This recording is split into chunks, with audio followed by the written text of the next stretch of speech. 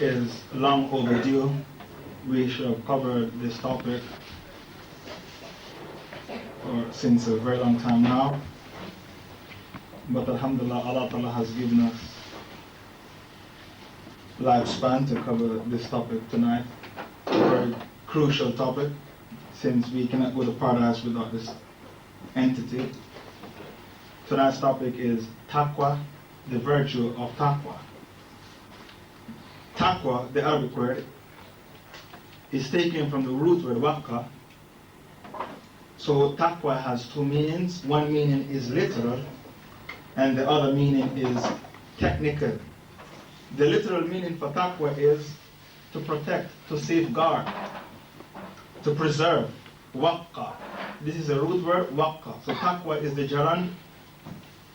So waqqa means literally to protect, to safeguard, to preserve. This is the literal meaning, and it has its technical meaning. The tabi'i, the sahabas, and the tabi'i and the tabi'i, they give different definitions for taqwa. And all these definitions are interwoven. They are quite similar. They support each other. So when Ali ibn Abi Talib, the cousin of the Prophet ﷺ, was asked, what is taqwa? He said it means to fear Allah, to act upon the revelation, which is Quran and Sunnah. The Sunnah is revelation just like the Quran, and the Sunnah carries the same power like the Quran in making things compulsory upon you and in making things haram for you to do. For example, you will have to pay £2 for Zakat al-Fitr whenever you fast in Ramadan. And if you don't pay that £2, you have no fast, and it is not found in Quran, it's found in Sunnah. So Sunnah is revelation. وَمَا يَنْتِقْ عَنِ الْهَوَىٰ إِنْ هُوَ إِلَّا وَحْيٌ يُوحَىٰ. This is Surah Najm, verse 4. So Ali ibn Abi Talib said taqwa means to fear Allah, to act upon the revelation, i.e. Quran and the Sunnah. To be content with a little, and to prepare for the day of trouble. Whenever you fear someone or something, you abstain from that thing as far as possible. So if you fear a leper or a lion, you abstain from that thing as far as the east is from the west. But whenever you fear Allah, you draw as close as possible to Allah. This is the difference, the exact opposite. Everything else, if you fear it, you abstain as far as possible. The snake, the lion, the alligator, the crocodile, or the leper. But as for Allah, the more you fear Allah, the more you draw near to Allah Ta'ala. Ibn Abbas, another cousin of the Prophet ﷺ, and Mu'adh ibn Jabal, the Sahaba he sent to Yemen to teach the people al-Islam, used to say, taqwa is to prevent yourself from all shades of shirk, the major and the minor, and all the different types of shirk there is. Abu Hurairah radiallahu anhu, the Sahaba who memorized the most hadith, was approached by a man who said to him, what is taqwa? Abu Hurairah asked the questioner whether he had trodden a thorn path, a path infested with thorns. The man said yes. Abu Hurairah asked him, so how did you walk on that path which was infested with thorns? The man said to Abu Hurairah, I took an evasive action, i.e. I avoid the thorns to the best of my ability, lest I was pricked by them. Abu Hurairah answered the man by saying, that is exactly what taqwa is. This is what taqwa means. To take an evasive action whenever you see a sin, a haram. The same way you abstain from the thorns because you didn't want your feet to be pricked by the thorns, you look where you're going to put your feet. Each step you look carefully. That is taqwa. When you live your life in this dunya, each time you see a haram, you abstain from that haram as far as the east is from the west. Abu Hurairah was a great teacher. Hassan al-Basri, a tabi'i, as well as Imam Ibn Rajab al-Hanbali used to say, and this is another technical meaning, I've given you approximately 3-4 technical meanings for taqwa, and this definition given to us by Hassan al-Basri, as well as Ibn Rajab al-Hanbali, and Ibn Taymiyyah chose this definition. This is the most beautiful definition for taqwa, along with the explanation given by Abu Hurairah. أن تجعل بينك وبين عذاب الله وقاية, to place between yourself and the wrath of Allah a barrier. What is taqwa? To place between yourself and the wrath of Allah a barrier. أن تجعل بينك وبين عذاب الله وقاية, to place between yourself and the wrath of Allah a barrier. How? This is half of the definition. Taqwa is to place between yourself and the wrath of Allah a barrier. But this is only half of the definition. So how can you place between yourself and the wrath of Allah a barrier? Bimtithal al-awamir, by doing all the things that are compulsory. All the fard. Your 5 daily prayers. To fast in Ramadan, to pay the zakah, to make hajj, to do jihad. By doing all the fards. Wajtinab and nawahi, and by abstaining from all the things that are haram. This is taqwa. This is the technical definition for taqwa. Ibn Abbas used to say, the muttaqun, the pious ones, are those who strive constantly in Allah's path, as they should. He was given the tafsir of the ayah, Ya ayyuhalladhina amanu, ittaqullaha haqqa tuqatih wa la tamutunna illa wa antum muslimun. All who believe, fear Allah as He is supposed to be feared, and do not die unless you die as a Muslim. He was given the tafsir. He said this ayah means those who strive constantly in the path of Allah Ta'ala, as they should. They do not care about anyone criticizing them. And they establish justice even against their own family members, the kith and kin. So the Rasul Sallallahu Alaihi Wasallam once said, if Fatima, the daughter of Muhammad, should steal, I would cut off her hand. If Fatima, the daughter of Muhammad, should steal, I would cut off her hand. So a person with taqwa, he speaks the truth. He established justice even against his own family members, his kith and kin. He doesn't water down the Sharia because it's his own family members. They hung on to Islam, and he was not explaining the other part of the ayah. Don't die unless you die as a Muslim. He hung on to Islam, the pious man, the righteous man, the God-fearing man. He hangs on to Islam in thick and in thin, in prosperity and in adversity, in health and in sickness, until the angel of death, Malak al-Maut, snatch his soul, take his soul in that state. This is the pious man. Not that the hypocrite, Allah spoke about him in the Quran, he worships Allah with a condition.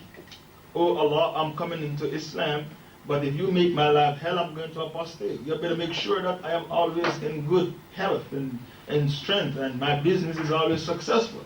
But the moment you test me with the lust of lives or property, I'm going to apostate. So Allah said, وَمِنَ النَّاسِ مَن يَعْبُدُ اللَّهَ عَلَى حَرْفٍ. Allah said some people, they worship Allah with a condition, عَلَى حَرْفٍ. What condition? I will remain in Islam as long as my life is prosperous, no difficulties. But the moment you test me with a calamity or an adversity, I will dump your religion. The pious man is not like that. Ibn Abbas said he hung on to his deen in thick and in thin, in prosperity and in adversity, in sickness and in health. The Rasul said, اتَّقُ اللَّهَ حَيْثُمَا كُنْتَ وَأَتْبِعِ السَّيِّئَةَ الْحَسَنَةَ تَمْحُهَا وَخَالِقِ النَّاسَ بِخُلُقٍ حَسَنٍ. Fear Allah wherever you may be. Have taqwa wherever you may be. And follow up a bad deed with a good one, and it will wipe it out, and behave well towards people. The Rasul Sallallahu Alaihi Wasallam used to say, the muttaqun, the God-fearing ones, the pious ones, the ones with taqwa, they are called muttaqun because they abstain from actions which the other people, the ordinary people, do not see the need to abstain from those actions. That's why you are called the pious ones. Why? Because you abstain from things which the other Muslims don't see the need to abstain from these things. So they look at you as being strange. So the muttaqi, the pious one, when he tells someone smoking is haram, he thinks, what are you talking about? Smoking is haram, it is mubah. When you tell him it's not allowed to listen to music, he thinks you're crazy. When you tell him that if you don't pray, it makes you a kafir, he thinks you're a crazy person. You come with a new Islam. Now why is it that he thinks you're crazy when you speak like this? Because this person is so sinful that when he hears the truth, he thinks you are evil.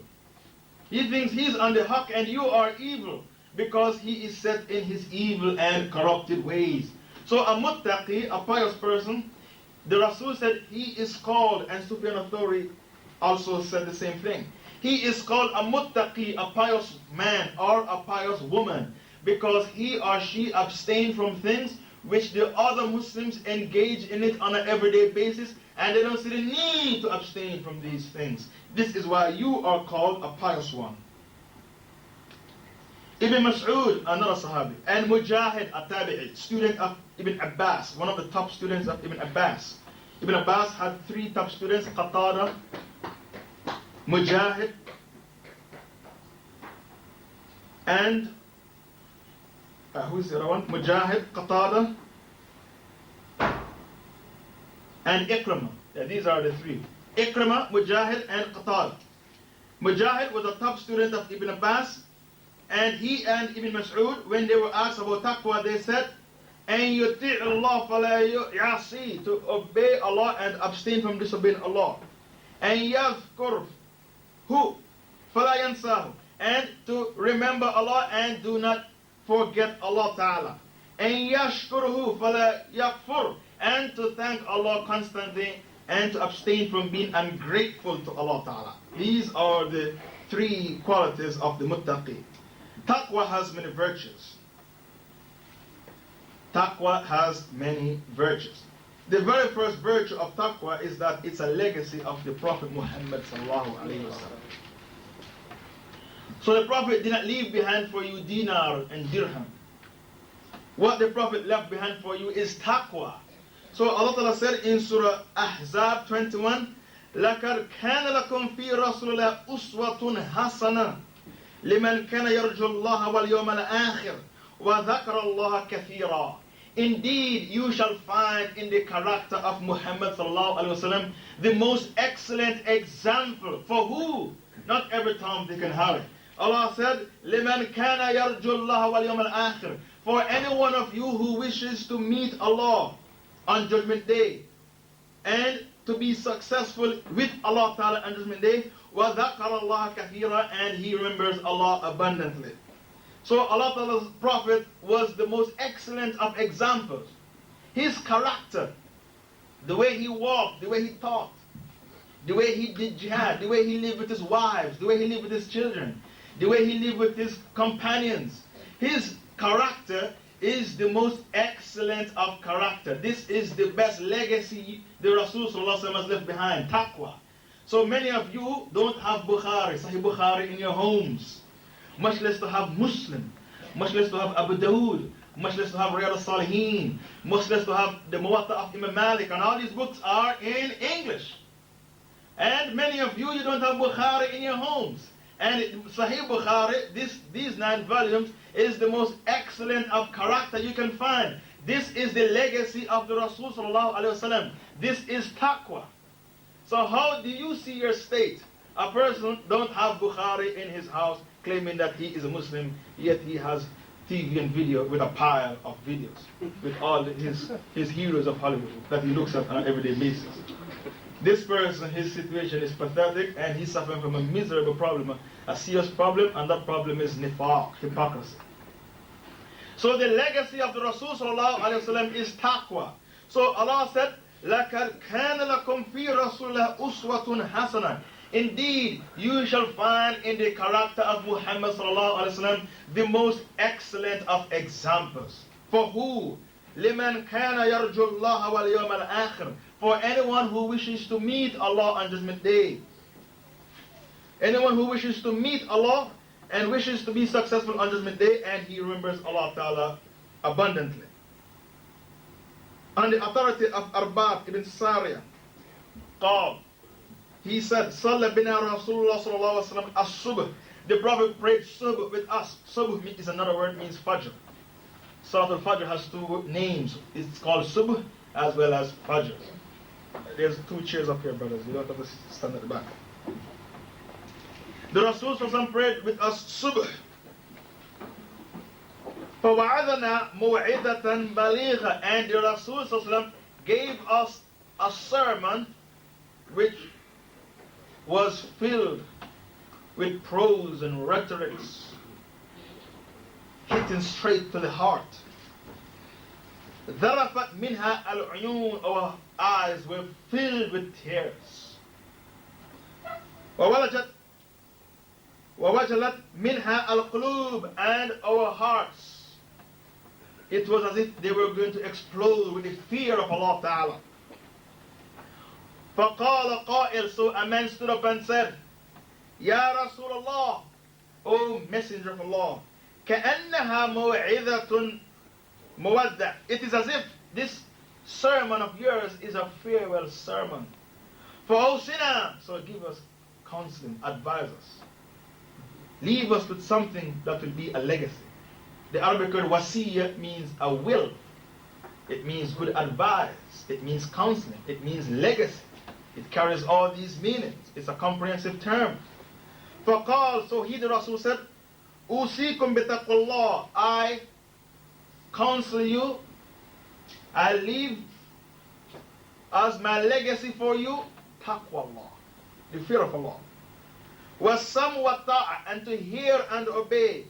وَإِنْ كَانَ عَبْدًا حَبَشِيًّا. Even if it's a black slave from Ethiopia who becomes a Amir over you. فَإِنَّهُ مَنْ يَعِشْ مِنْكُمْ طَوِيلًا. Any one of you who live long. فَسَيَرَى اخْتِلَافًا كَثِيرًا. He shall see many اختلاف, fitna.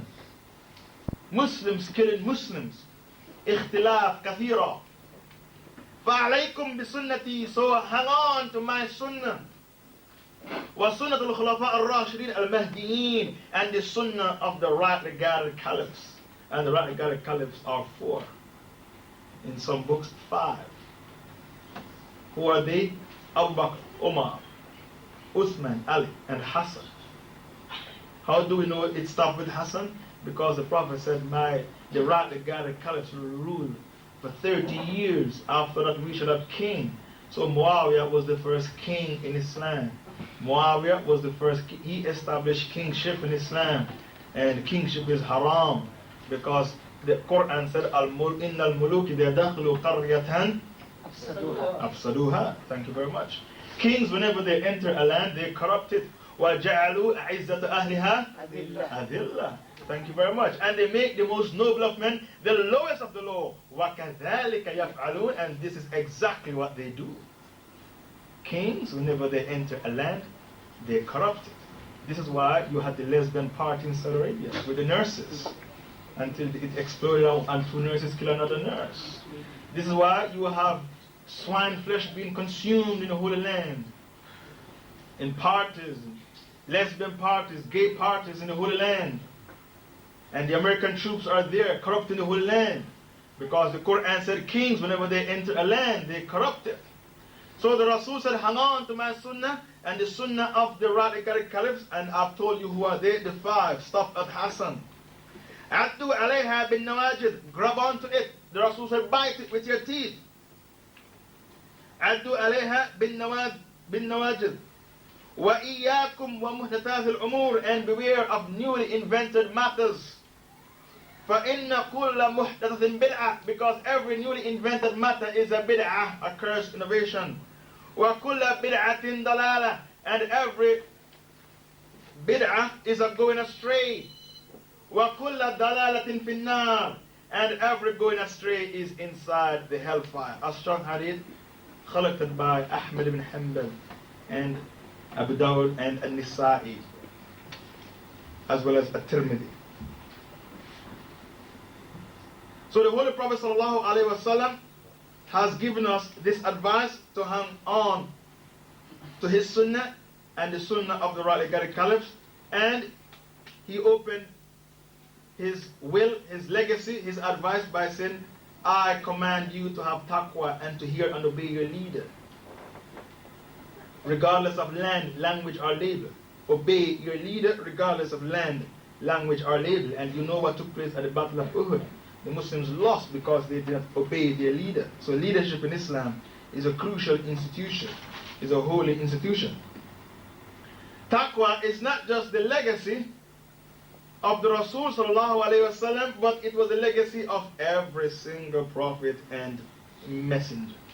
It was the legacy of every single prophet and messenger. This lecture was prepared from this book, Taqwa, and the author is Ahmad Farid, and this book is from Egypt, Iskandariya, Egypt. So Allah Ta'ala said, Qala Ta'ala, كَذَّبَتْ قَوْمُ نُوحٍ الْمُرْسَلِينَ. The people of Noah rejected faith in the prophets, the messengers. إِذْ قَالَ لَهُمْ أَخُوهُمْ نُوحٍ. And called to man when Nuh, their brother, said to them, أَلَا تَتَّقُونَ. Will you not have taqwa? وَقَالَ تَعَالَى كَذَّبَتْ عَادٌ الْمُرْسَلِينَ. And the people of Ad reject faith in all the messengers. إِذْ قَالَ لَهُمْ أَخُوهُمْ Hud. And their brother Hud said to them, أَلَا تَتَّقُونَ. So Hud was sent to the people of Ad. وَقَالَ تَعَالَى كَذَّبَتْ ثَمُودُ الْمُرْسَلِينَ. And the people of Thamud rejected faith in all of the messengers. إِذْ قَالَ لَهُمْ أَخُوهُمْ صَالِحٌ. And their brother Salih said unto them, أَلَا تَتَّقُونَ. Will you not have taqwa? All these ayahs can be found in Surah Shu'ara. Surah Ash-Shu'ara. وَقَالَ تَعَالَى كَذَّبَتْ قَوْمُ Lut al-Mursaleen. The people of Lut rejected faith in the messengers. إِذْ قَالَ لَهُمْ أَخُوهُمْ Lut. And their brother Lut said unto them, أَلَا تَتَّقُونَ. Won't you have taqwa? So this was the legacy of Nuh alayhi salam. And they were the first people to commit the crime of shirk. This was the legacy of the Ad and Thamud. And they were the people who were used to practice highway robbing. And then it was the legacy of Salih. They used to cheat with the scales. And it was the legacy of Prophet Lut.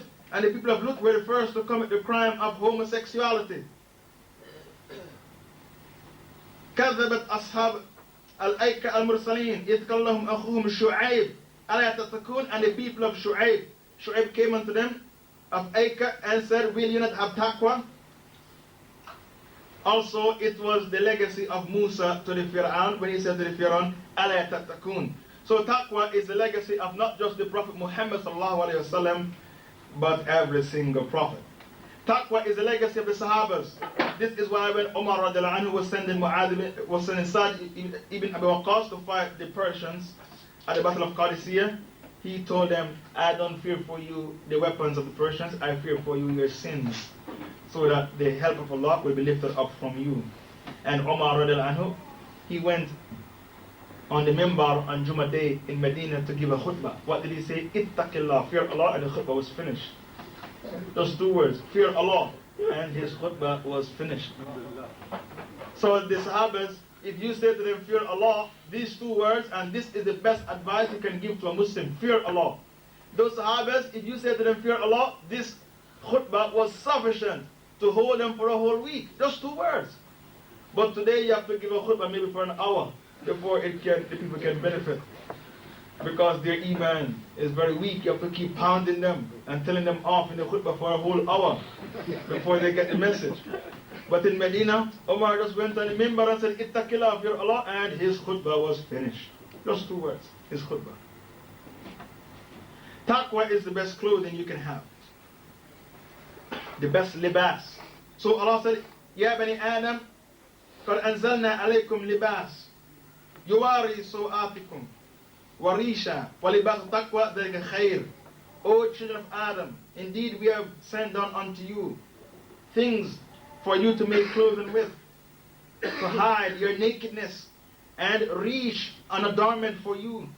وَلِبَاسُ تَقْوَى, and the clothing of taqwa is the best of clothing. So Allah Ta'ala is hereby telling you that taqwa is similar to clothing. And taqwa is the best of clothing. So how is taqwa similar to clothing? Taqwa is similar to the clothing which you are wearing in 5 different ways. Number one, the clothing, the garment, hide your body from being exposed. So people do not see your nakedness. You're not being disgraced because of your clothing. It hides your nakedness, your private parts from people. Likewise, taqwa safeguards you from being disgraced. So whenever you commit a sin, you are being disgraced. Maybe David Mello should have known this before. Whenever you commit a sin, you are being disgraced. And one sin can finish you in this society. Just one sin. So whenever you have taqwa, you are being preserved. You are being safeguarded from being disgraced. The same way your garments safeguard you from being disgraced. Your garment gives you comfort. Taqwa gives you comfort. When a person is a sinner, his conscience doesn't set him free. So a sinner, whenever he is 30, he looks like he's 40 or 50. And he has gray hair. His life is a life of discomfort. Because Allah Ta'ala said, فَمَنْ عَارَضَ عَنْ ذِكْرِي فَإِنَّ لَهُ مَعِيشَةً دَنْقًا وَنَحْشُرُهُ يَوْمَ الْقِيَامَةِ عَامًا. Any one of you who abstain from my book, Al-Quran, we cause you to lead a wretched life, a miserable life. Surah Taha 124. And we shall resurrect you on judgment day blind. قَالَ رَبِّ لِمَ حَشَرْتَنِي أَعْمَى وَقَدْ كُنْتُ بَصِيرًا. He will say, my Lord, why did you resurrect me blind? When I was in the dunya, I was able to see. Allah will say, كَذَلِكَ أَتَتْكَ آيَاتُنَا فَنَسِيتَهَا وَكَذَلِكَ الْيَوْمَ تُنْسَى. When you were in the dunya, our revelations came unto you and you turned a blind eye unto them. So because of that, today we treat you in the same manner. Today on judgment day, we resurrect you blind. So when a person has no taqwa, his life is miserable. A wretched life. He suffers from mental depression. Ma'ishatan danka. Allah said, a wretched life. But when you have taqwa, your life is comfortable. So the same way your clothing gives you comfort, taqwa gives you comfort, a peace of mind, a healthy living. Your conscience is at peace with your soul. The third similarity between your clothing and taqwa, your garments beautify you. This is why whenever you have new clothing, you make a dua. Allahumma inni as'aluka min khayriha wa khayri ma suni'a lahu wa a'udhu bika min sharriha wa sharri ma suni'a lahu. You make a dua whenever you wear new clothing. Because the clothing you wear can attract people towards you. Good people as well as bad people. So the clothing has its own fitna. So you make the dua for putting on new clothing. So the same way your clothing beautify you, taqwa beautifies you. So when a person is on deen, a practicing Muslim, this is the most beautiful character you can have under the heavens.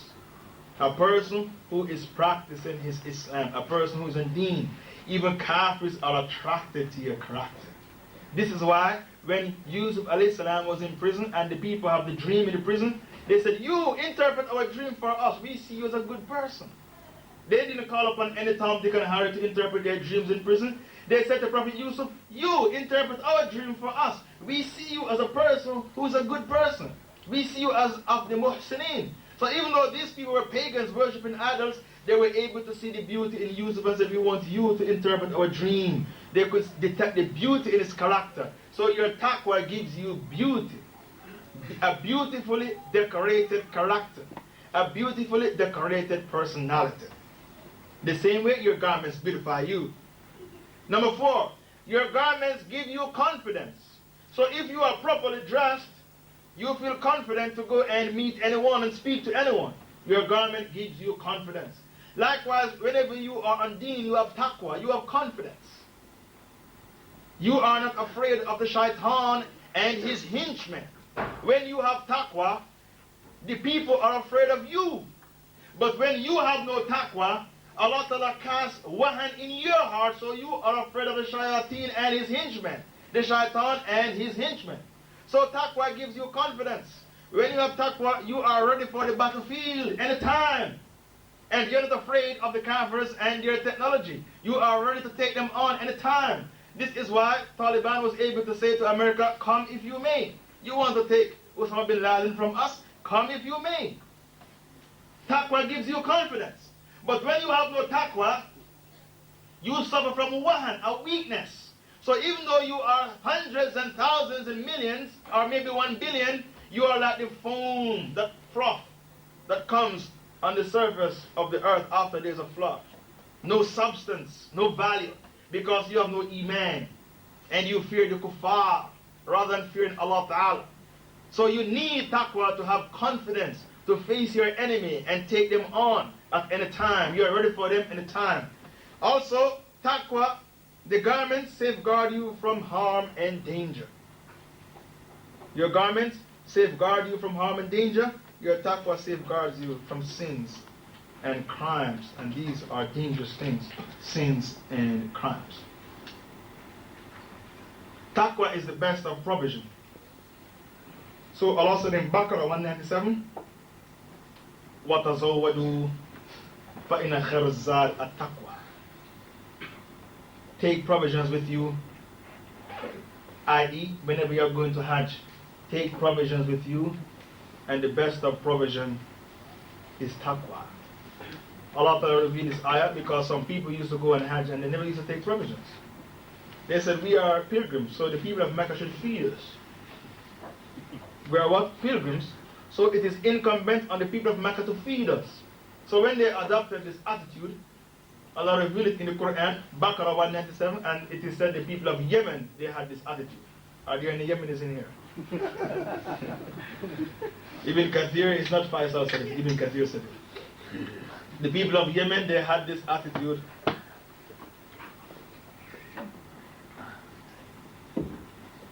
They used to go to Mecca and said, the Meccans should feed us, we are pilgrims. So Allah said, وَتَزَوَّدُوا, take provisions with you when you go for Hajj. فَإِنَّ خَيْرَ الزَّادِ التَّقْوَى, and indeed the best provision you can take with you on Hajj is taqwa. Because if you are on Hajj and you did not take with you taqwa, you may blow your Hajj. You may blow your Hajj. Because on Hajj, you shall come across trials and tribulations. A person may be walking with the umbrella from the heat and he stick you in the eye with his umbrella. Accidentally. It happened to me on Hajj in 1989.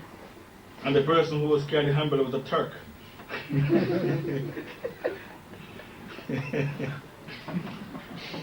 Or you may be stood in the jamrak and somebody squashed you, step on your toes. On Hajj, I saw a man, after he finished throwing the jamrak, he came back, he was walking. Blood was dripping down. Somebody gave him a burst, bust his head. With a stone. The Hajj is very difficult. 2 million people traveling to the same place at the same time.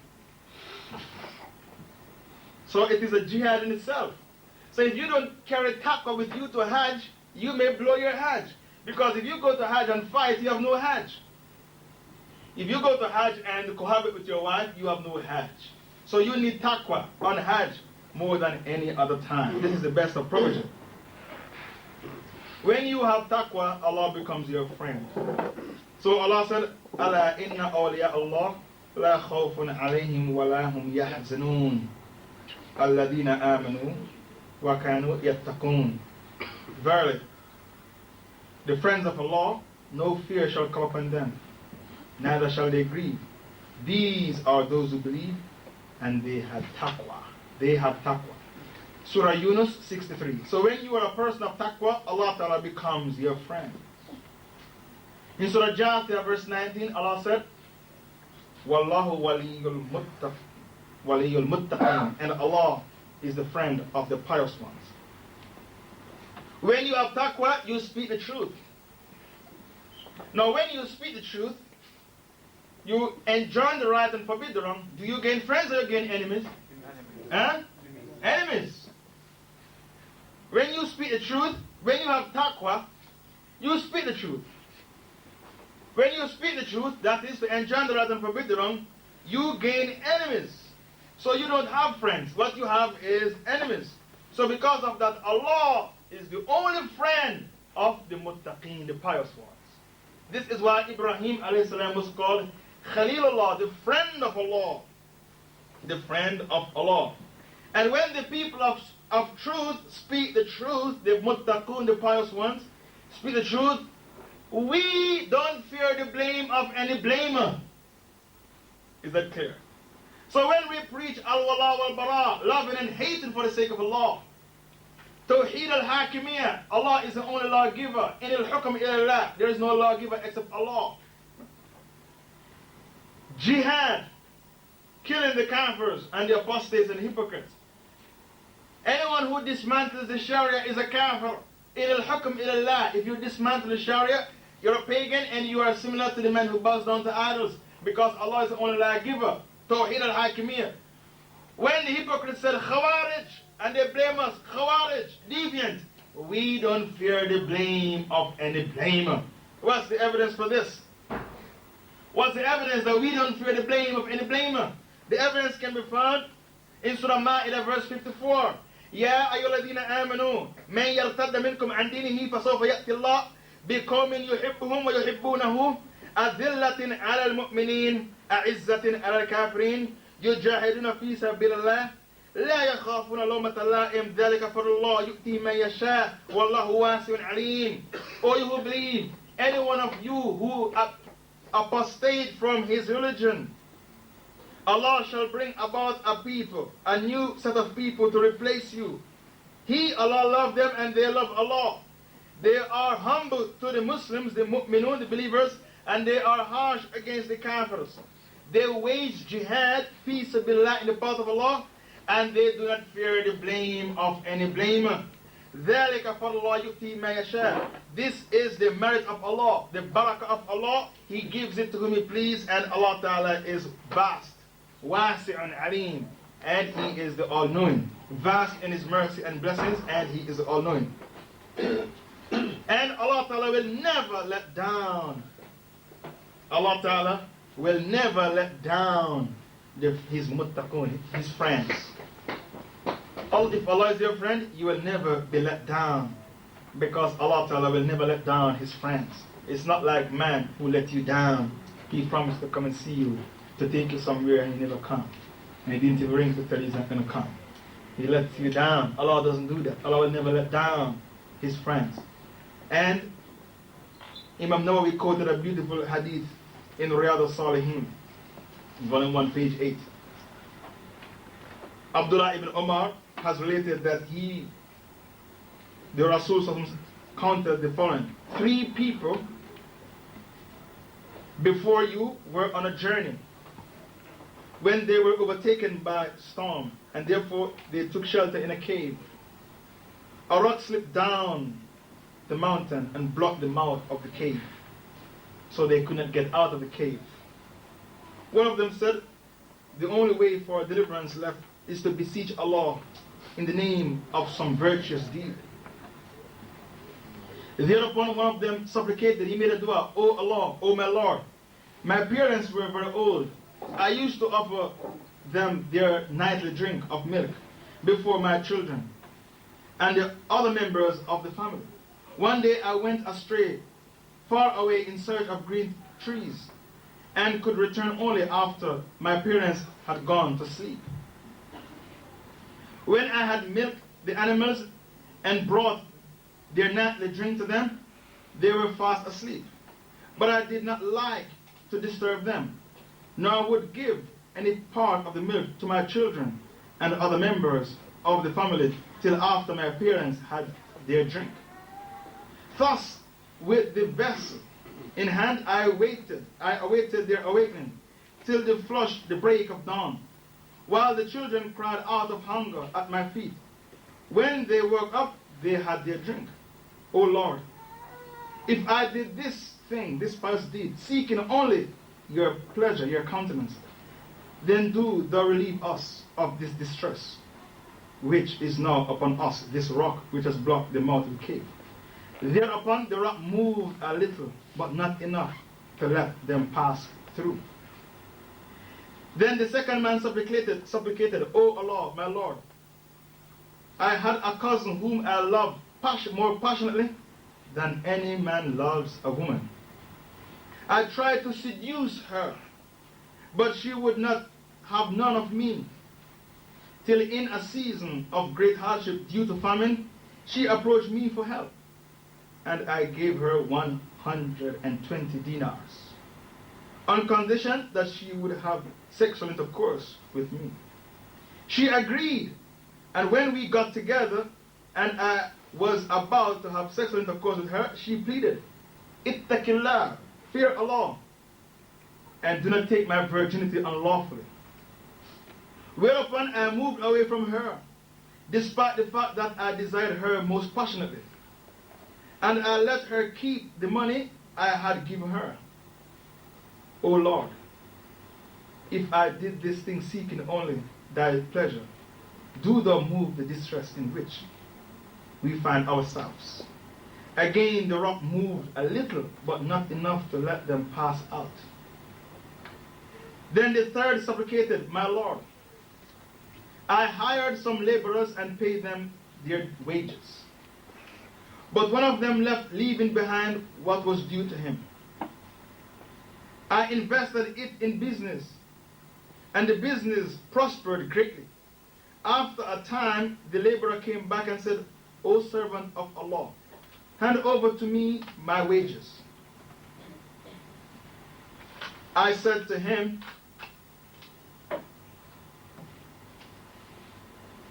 all that you see is yours, camels, cows, goats, and slaves.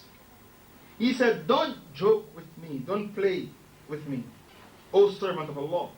I assured him, I am not joking. So he took all of it, sparing nothing. O Allah, if I did this seeking only thy pleasure, do thou relieve us of our distress.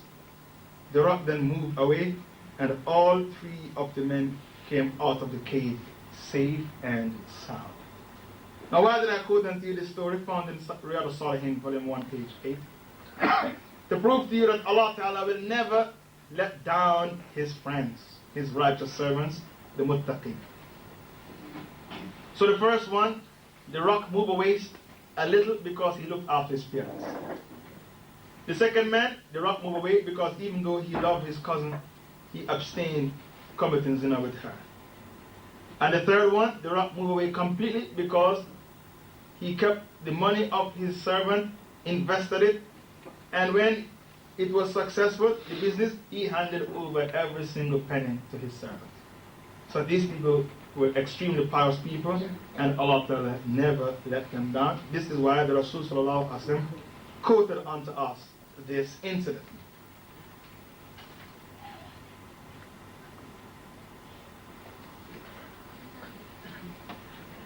Also, in describing the muttaqun as being the friends of Allah Ta'ala, Allah Ta'ala said, Inna Allah Azza wa Jal qal, Hadith Qudsi, Man aada li waliyan faqad adhantuhu bil harb. Whosoever shows enmity to a servant of mine, I shall be at war with him. My servant draws near to me with anything more. My servant draws not near to me with anything more loved by me than the religious duties I have enjoined upon him, the fard. And my servant continues to draw near to me with the nawafil, the supererogatory works, so that I shall love him. When I love him, I am his hearing, with which he hears, his seeing, with which he sees, his hand, with which he strikes, and his feet, with which he walks. Were he to ask something of me, I would surely give it to him. And were he to ask me for refuge, I would surely grant him the refuge. I do not hesitate about anything as much as I hesitate about seizing the soul of my servant, my faithful servant. He hates death, and I hate hurting him. This hadith was collected by Al-Bukhari. So Allah in this hadith Qudsi is hereby describing the situation of the muttaqi, the pious person, that his eyes His hands, his feet becomes Allah's hands, Allah's eyes, Allah's feet, meaning that he is guided. Allah Ta'ala is always with him, so his eyes are guided, he only looks at good things. His hands are guided, he only does good things. His feet are guided, he only goes to good places. This hadith doesn't mean that you become Allah like the Sufis believe. The Sufis believe that you can make dhikr Allahu until you become Allah. This is not the explanation to this hadith. It means that you are guided by Allah Ta'ala. Taqwa calls you to be better than somebody else. You are living in a world in which people keep saying, I am better than him. I am better than her. I am Mandingo, so I'm better. No, you have it wrong. I'm better because I am Fulani. I am Igbo. I am Hausa. I am Yoruba. I am better.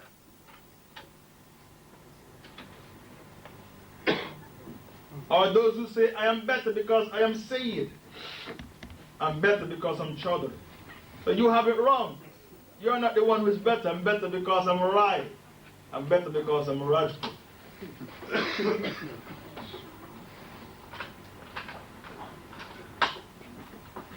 I am better because I travel with an American passport.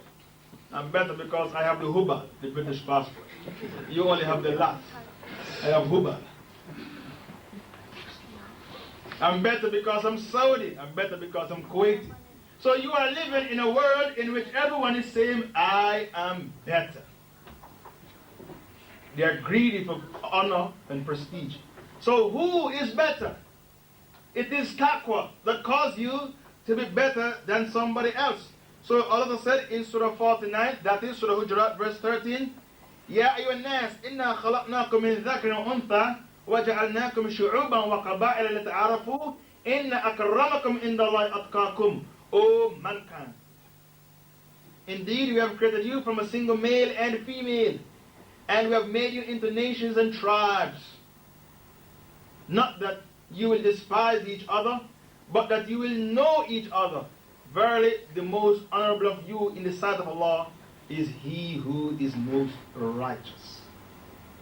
It is only taqwa that causes you to be better than somebody else.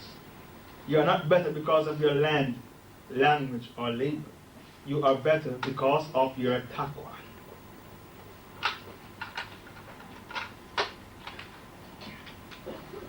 So because of this ayah, we do not recognize racism.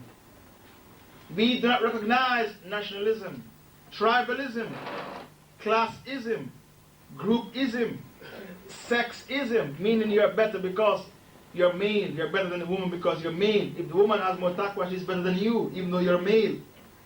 Caste system between the untouchables and the Brahmin and so on and so forth, the Sayyid and the Chaudhry and so on and so forth. This is caste system. We do not recognize these systems. We do not recognize these isms. In Islam, there is no ism and there is no schism. You are better because of taqwa. This is what we use to measure the goodness of a man. Taqwa is the standard by which we measure the goodness of a man, not because of land, language, nor labor, or because of your passport. Taqwa causes you to have true dreams. So when a person is evil, they have bad dreams. When a person is pious, they have true dreams. And the Rasul said, I am the last prophet. There is no prophet after me. The only thing which is left of prophecy is what? True dreams. And in Sahih Bukhari, a true dream is the 46th part of prophecy. So when you have taqwa, you have true dreams. But when you are an evil person, you have nightmares. See yourself in the mouth of a dragon and many ridiculous things. Even though a dragon is a myth. Only the Chinese believe in dragons. It's a myth. So evil people have bad dreams, nightmares. And the people of Taqwa, they have true dreams. As the Prophet said, I am the last prophet. There is no prophet after me. The only thing which is left of prophecy is A true dream. A true dream is the 46th part of prophecy. So the pious ones, they are the ones who get true dreams.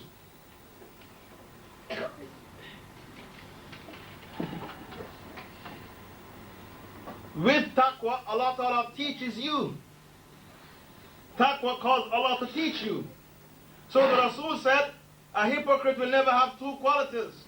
Knowledge of Islam and a beautiful character. Hypocrites don't have these two qualities. Knowledge of Islam and a beautiful character. And Allah said in Surah Baqarah 282, وَاتَّقُوا اللَّهِ وَيُعَلِّمُكُمُ اللَّهِ وَاللَّهُ بِكُلِّ شَيْءٍ عَلِيمٌ. Fear Allah, and then Allah will teach you. So the condition for Allah to give you His divine knowledge, al-Islam, is for you to have taqwa. A person who is a hypocrite, he can't listen to a 90-minute cassette with Quran. He feels bored. A hypocrite can't listen to a 90-minute cassette with hadith or an Islamic lecture. He feels bored. It gives him a headache because his heart is corrupted. In his heart is hypocrisy and kufr and shirk, nifaq. So he can't listen to an Islamic cassette. But give him Whitney Houston and Madonna, Eddie Murphy, he will listen. He will listen to 5, 10 of these cassettes non-stop and misses all his salah non-stop. And he doesn't get a headache from these things. But one cassette with the Quran, he can listen. One cassette with hadith and Islamic lecture, he can't listen because he's a hypocrite. And the Rasul said hypocrites don't have two qualities: knowledge of Islam and a beautiful character. So Allah said in Baqarah 282, وَاتَّقُوا اللَّهِ وَيُعَلِّمُكُمُ اللَّهِ. Fear Allah, and then Allah will teach you. So the condition for Allah to teach you is that your heart has to have inside taqwa. And the heart is where the taqwa is, because the Prophet pointed to his heart. At-taqwa ha-huna. At-taqwa ha-huna. At-taqwa ha-huna. The Prophet said, taqwa is right here. Taqwa is right here. Taqwa is right here. And he pointed to his heart 3 times. In another hadith, in your bosom there's a morsel of flesh, a lump of flesh. If that lump of flesh is pure, all of you become pure. If that lump of flesh is corrupted, and if that lump of flesh is fasid, corrupted, all of you are corrupted. Verily, that lump of flesh is the heart. Taqwa calls you to keep good company. Taqwa calls you to keep good company. Show me your friends and I tell you who you are. If you keep friends with thieves, it means that you're a thief yourself. If you keep company with gays, you're a gay. And you don't have to become a gay by becoming a homosexual. Just to see the act and you don't see anything wrong with the act means that you're a gay. Did you hear me, or should I repeat myself? The wife of Lut, when she was coming out of Sodom and Gomorrah, she looked back. Her heart was connected to the homosexuality of the city. She did not wobble and dabble in the sin physically, just her heart was connected to the filth of the city. And then Allah Ta'ala killed her with a fire and brimstone. Came down from heaven and killed her, squashed her like vegetable. Just because her heart was connected to the filth. So if you see a gay walking down the road and you do not hate it in your heart, you have apostated from al-Islam. You yourself, you have become a gay. So many Muslims have become gays even though they did not practice the act physically. How did they become gays? Because they no longer see the act as evil anymore. So you have to stop it with your hands, condemn it with your tongue, or hate it in your heart. And if you don't hate it in your heart, it means that you have become that. So taqwa calls you to keep good company. Show me your friends and I can tell you who you are. You are on the religion of your friend. So Allah said, Ya ladina amanu ittaqullah wa kunu ma'as sadiqeen. O you who believe, fear Allah, have taqwa, and be with the righteous ones, the sadiqeen, the truthful ones. In Surah Furqan, verse 28, that is Surah 25, verse 28, Allah spoke about the people who take unto themselves evil friends. And many of you Muslims here, you have friends who are Hindus. And Hindus and friends who are Sikhs. And Hindus and Sikhs are raping our sisters in Kashmir. And you have them as your friend. Because you say, I'm not Kashmiri, I'm British. You don't practice al-wala wal-bara. You don't love and hate for Allah. Your state is pathetic. Some of you have atheists for your friend at college and universities. Some of you have Christians and Jews for friends. And these people are enemies of al-Islam. The only kafir you can have as a friend is a kafir who is a sympathizer to Islam. And you have to have him as a friend with one condition. That you, the Muslim, you have influence over him. Not him, the kafir, having influence over you. That's the only kafir you can have as a friend. The kafir who is a sympathizer to Islam. Because of the ayah, لا ينهاكم الله عن الذين لم يقاتلوكم في الدين. Allah did not prevent you from the kafirs who did not fight you for the sake of your deen. In commenting on people who have evil friends, Allah said in Furqan 28, on Judgment Day, a man will say, Ya laytani, Ya waylata, Ya waylata, laytani, lam attakhidh fulan khalila. Woe be unto me, oh, I wish I did not choose such and such a person for my friend. This will be your plight on Judgment Day, those of you who have evil friends. With taqwa, Allah Ta'ala loves you. Allah Ta'ala loves the people of taqwa. And what is more joy than for you, the human being, to be loved by Allah Ta'ala? So Allah Ta'ala said, بَلَا مَنْ أَوْفَى بِأَهْدِهِ وَاتَّقَى فَإِنَّ اللَّهَ يُحِبُّ الْمُتَّقِينَ. Indeed, those who fulfill their covenant unto me and have taqwa, verily I, Allah, I love the muttaqeen. And Allah Ta'ala has related a hadith Qudsi, when I love a servant of mine, I tell it to Jibreel. And tell Jibreel to love that servant. And Jibreel announces it to the angels in heaven, and everybody in heaven loves that person, and everybody on earth loves that person. And when I hate someone, I tell Jibreel, angel Jibreel. So Jibreel hates that person, and Jibreel tells the other angels to hate that person. So everybody in heaven hates him, and then everybody on earth hates him. So for you to be loved by Allah Ta'ala is a gift from Allah Ta'ala. And if the Prophet loves you, it means that Allah loves you. I repeat, if the Prophet loves you, Allah loves you. So when the Prophet was sending Mu'adh ibn Jabal to Yemen to give the people da'wah, and he realized that this would be his last sitting with the Prophet ﷺ, he cried like a baby. Mu'adh ibn Jabal, he cried like a baby when he discovered that he won't see the Prophet again. He is now the ambassador of the Prophet going to Yemen to give da'wah. He shed tears like a baby. When the Prophet saw his companion crying like a baby, he said, Ya Mu'adh, Wallahi inni la uhibbuk. Inni la uhibbuk. O Mu'adh, indeed I love you. O Mu'adh, indeed I love you. By Allah, I love you. When the Prophet said that to Mu'adh, he said, okay, since you love me, build me a palace.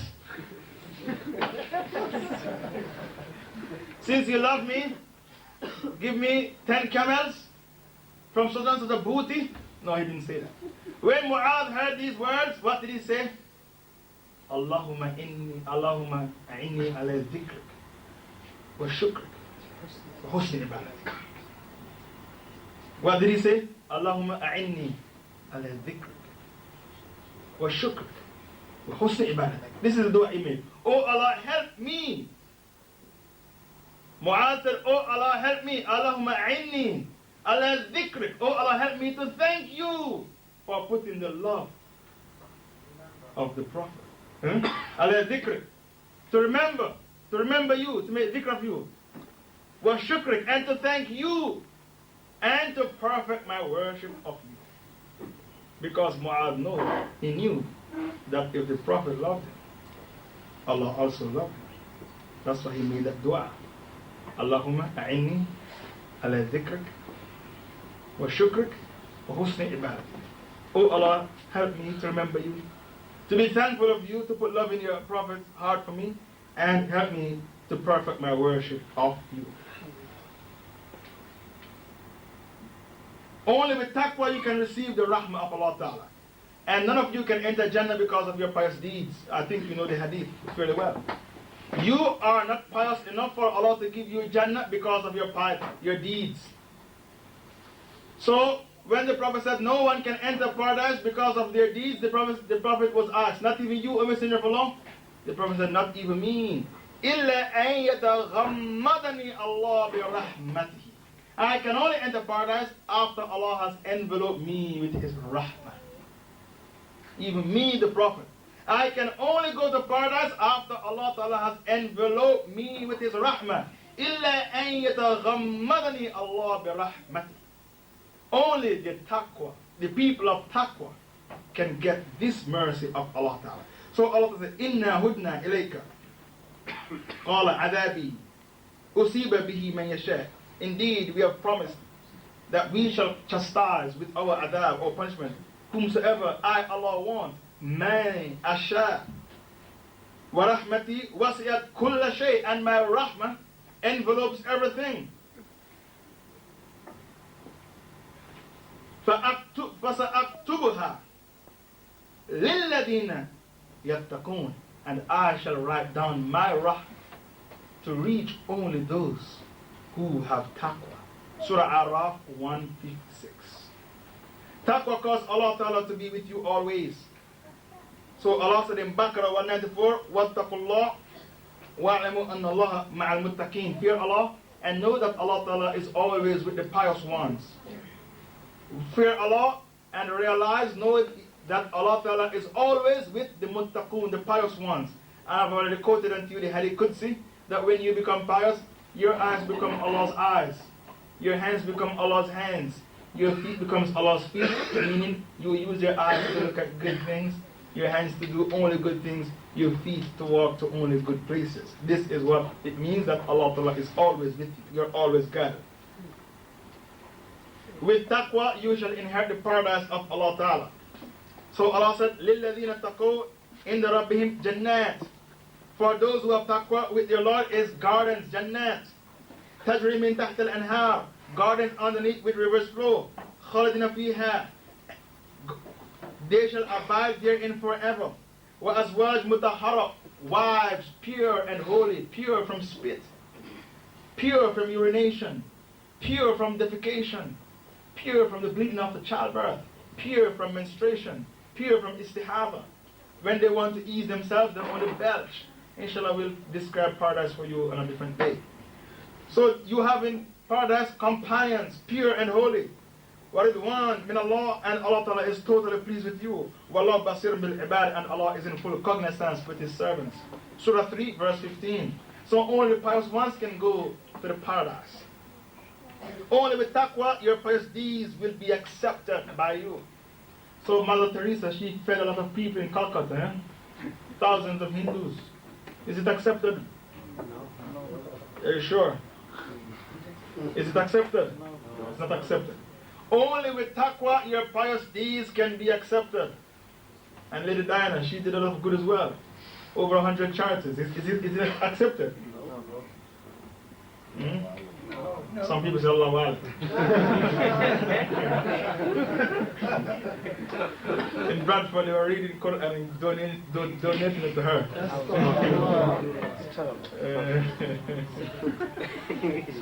And there's a newspaper in Egypt where somebody came forward and said, I gave her a shahada. It was on the news, I think you know about it. It was on news at 10.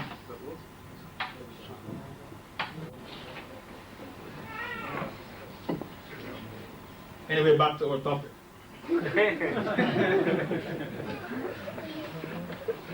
Even if you do a mountain of good deeds piled up, on Judgment Day, you will never be rewarded for these pious deeds unless you have taqwa.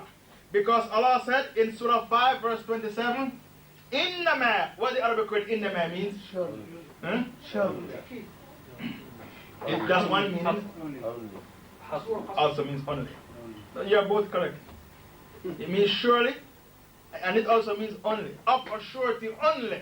That's the translation. Inna means definitely.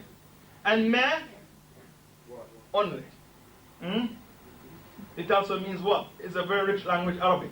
Inna ma, of a surety only. So when Allah said, Innamal mu'minuna ikhwa, what it means? Only the believers are brothers. Surely, only Muslims are brothers. So when Allah said, Innama yataqabbal Allah min al-muttaqin, of a surety, I only accept pious deeds from the pious ones. I only accept righteous deeds from people who are pious. So it is only with taqwa that your pious deeds can be accepted. So whenever a person who is a sinner, who has no taqwa, does pious deeds, it's not accepted from him because his niyyah, his intention was messed up. Only with taqwa, you can reap Allah's forgiveness. So people who perpetuate sins and they want to make tawbah, only if they have taqwa, Allah Ta'ala will accept their tawbah. So Allah said, Ya ladina amanu, ittaqullah wa qulu qawlan sadida. O you who believe, fear Allah. And whenever you speak straight to the point. Qawlan sadida. In other words, don't beat around the bush. It's haram. Speak straight to the point. If you beat around the bush, it means that you have wahan. You should look in the person's face and tell him what you think. If you think he's a kafir, you tell him. If you think he's a hypocrite, you tell him. If you think he's playing with the deen, you tell him. Don't fear anyone. If you think he has Jewish traits, you tell him. And give him the evidence why you think he has Jewish traits. Don't beat around the bush, you tell the person what you think of him. So Allah said what? Qulu qawlan sadida. Whenever you speak straight to the point. If you have any backbone, if you're a real man, you speak straight to the point. Don't beat around the bush. It means that you fear people. And to fear people is shirk. That's why Allah said speak straight to the point. Yuslih lakum a'malakum. Allah will reform your evil deeds. Wa yaghfir lakum dhunubakum. And Allah Ta'ala will forgive you of all your sins. وَمَنْ يَطِعِ اللَّهَ وَرَسُولَهُ فَقَدْ فَازَ فَوْزًا عَظِيمًا. And those of you who obey Allah and His Messenger, indeed they have reached the supreme triumph, a great victory. Surah Ahzab, verse 70 to 71. So only with taqwa you can have your evil deeds being forgiven by Allah Ta'ala. With taqwa, Allah Ta'ala helps you against your enemies. With taqwa, Allah Ta'ala will help you against your enemies. So when the two armies come face to face on the battlefield, Muslims versus Kafirs, if the sins of the Muslims are equivalent to the sins of the Kafirs, the army with the better weapon will win the war. Is that clear? If your sins are equivalent, you commit the same amount of zina like them. You drink the same amount of tenant like them. You tell the same amount of lies like them. Your sins are equal to the sin of the kafir. The army with the better weapon shall win the war. This is why when Omar was sending Sa'd ibn Abi Waqqas to fight against the Persians, he said, even though you are outnumbered 12 to 1, one Sahaba has to fight 12 kafirs. Can you believe it? At the Battle of Qadisiyah. Omar said, I don't fear their weapons. And they used to laugh at the weapons of the Muslims. Look at them, big needles, bow and arrows. These are big needles, they can't fight us. They used to take the mickey on the Muslims. They come with big needles to fight us and we're a superpower. Omar said what? I don't fear their weapons, the Kafirs. I don't fear their numbers. I fear one thing, that you, the Muslims, you will commit sins. So that the rahmah and the nusra, the help of Allah, will be lifted up from your midst, and so you lose the battle. And then Omar said, anytime two armies come face to face, if you, the Muslim, you are equal to the Kafirs in sins, the ones with the better weapon shall win the war. But the Sahabas did not have sins. In other words, not major sins in abundance. It were the Persians who had sins. So because the Persians, they had better weapons and the Sahabas had inferior weapons, because they didn't have sins in abundance, the Sahabas, they defeated the Persians, even though they were outnumbered 12 to 1. So taqwa caused you to get the nusra, the help of Allah Ta'ala.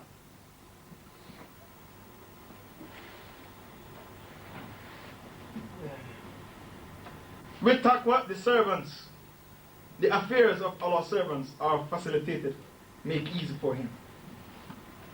With taqwa, your life becomes easy. Things are facilitated for you. So Allah said, من كان يؤمن بالله واليوم الآخر ومن يتق الله يجعل له مخرجا ويرزقه من حيث لا يحتسب. Any one of you who believe in Allah and Judgment Day and have taqwa, Allah shall give you a breakthrough, a makhraj. So your back is against the wall. You don't know how to come out of this situation. Allah shall give you a makhraj, a breakthrough. Then after Allah gives you the breakthrough, for you to come out of your plight, your situation, Allah said, I shall sustain you from areas where you least expect it. وَيَرْزُقْهُ مِنْ حَيْثُ لَا يَحْتَسِبْ Surah Talaq, verse 2 to 3. Allah, I shall give you sustenance from angles which you least expected. This is why the mother of Jesus, when she was in her room, her private domain, fruits used to come to her from out of the rightful season.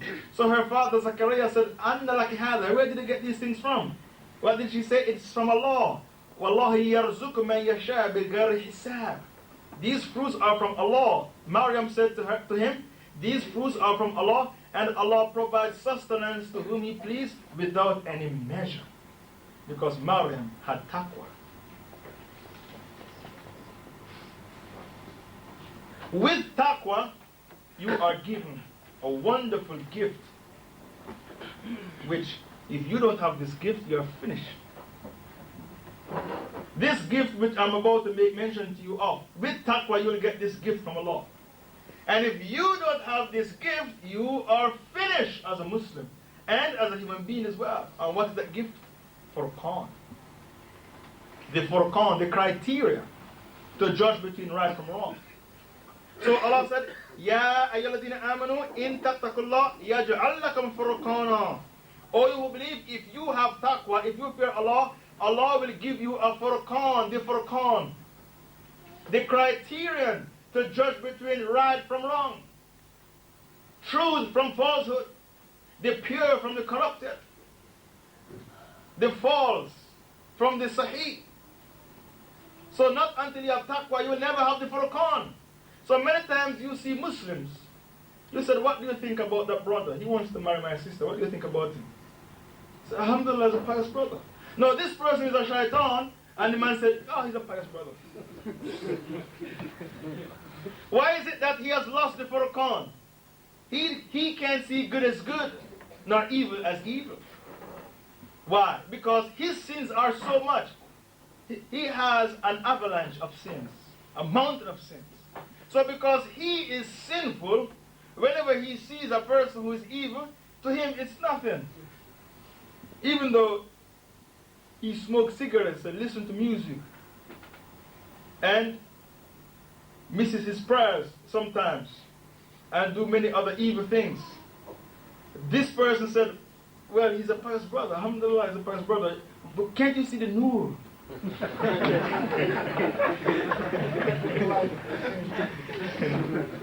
Even Sheikh Nazim has nur. Shirk Nazim. So you're going to get carried away by nur.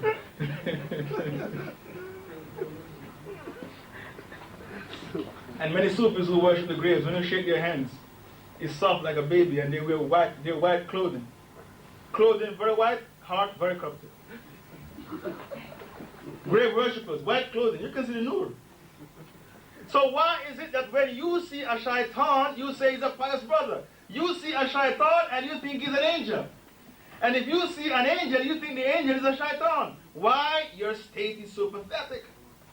Because you don't have the furqan, the criterion to judge between right from wrong. You have lost the balance. So Allah said, the condition for me, Allah, to give you the furqan, to see truth as truth and falsehood as falsehood, the ability to know good from bad, right from wrong, is that you have to have taqwa. So the Rasul used to say, the Rasul used to say, Allahumma arina al-haqqa haqqan wa razaqna tiba'ah wa arina al-batila batilan wa razaqna ijtinabah, on a daily basis. Allahumma arina al-haqqa haqqan wa razaqna tiba'ah wa arina al-batila batilan wa razaqna ijtinabah. Oh Allah, show us the truth as truth and give us the guidance to practice it. Oh Allah, show us the falsehood as falsehood and give us the guidance to stay away from it. Why the Rasul used to make this dua on an everyday basis? Because for you to see truth as truth and falsehood as falsehood, this is a gift from Allah. A gift from Allah. So many Muslims, if you tell them hardcore Tawheed, authentic Tawheed, real Islam, uncompromised, if they come to a khutbah delivered without a compromise, they will never return to that masjid for another khutbah. They get something that nearly causes them to faint in the masjid. Even though you're telling them hardcore tawheed, proper tawheed, real, authentic tawheed. Why? Because this person is so sinful that when he hears proper Islam, it's frightening for him. And those of you who call yourself Hanafis, I have something to tell you. If Abu Hanifa should come and see you, he would renounce you. And you would renounce him. You would stone Abu Hanifa and call him a Khawarij.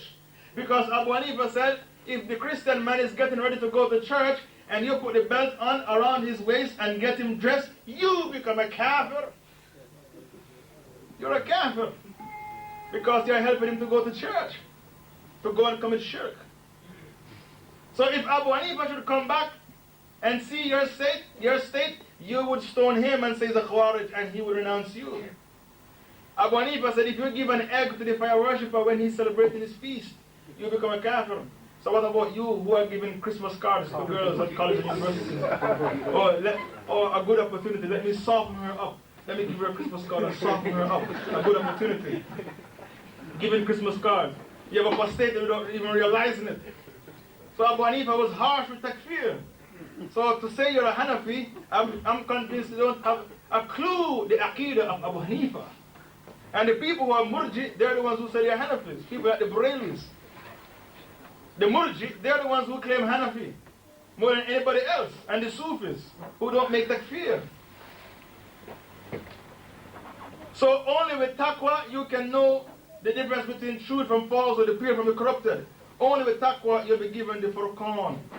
And the ayah concerning the Furqan is found in Surah Anfal, verse 29, where Allah said, if you have Taqwa, He'll give you the Furqan. With Taqwa, you'll come to a good ending. When you are dying, the shaitan comes in the form of your mother and your father and said, or your father, oh my beloved son, die as a Christian, it's better for you. Oh my beloved son, die as a Jew, it's better for you. The shaitan, he doesn't give up. Even before the angel of death comes and takes your soul, he comes in the form of your parents and says, oh my beloved son, die as a Christian, it's better for you. Die as a Jew, it's better for you. Allah said only the people of Taqwa can be triumphant. So Allah said, وَالْعَاقِبَ لِلْمُتَّقِينَ Surah Qasas verse 83. A good ending is only for the pious ones. A good ending is only for the pious ones. And what is the sign telling you the person has a good ending? A sign is that he died and there was sweat on his brow. That's one sign.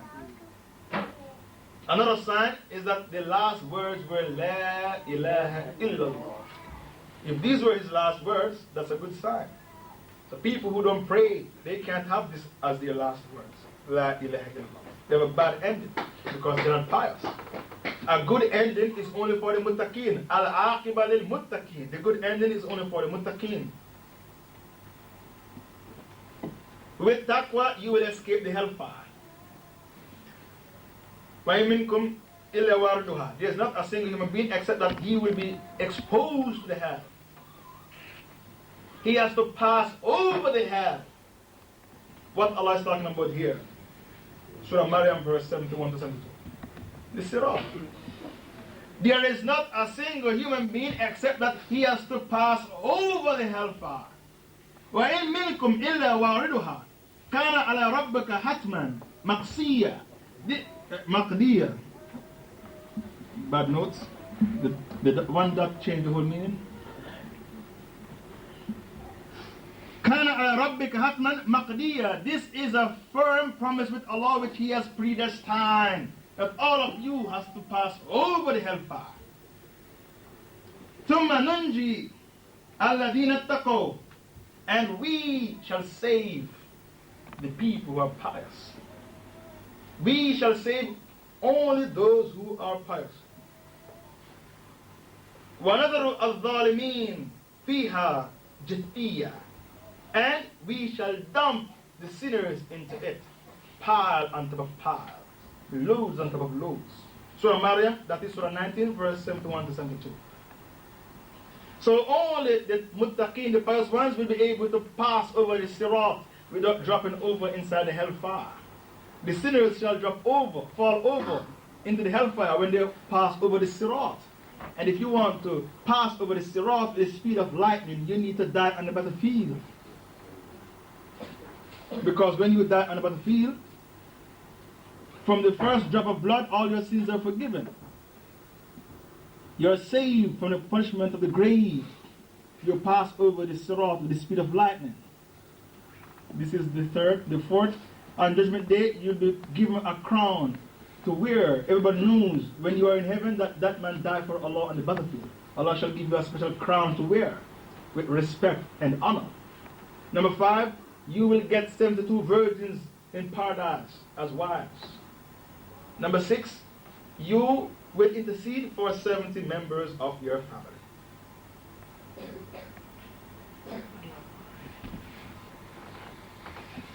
I've told you the virtues of Taqwa. I now tell you the road to Taqwa. How to become pious. Wait a minute.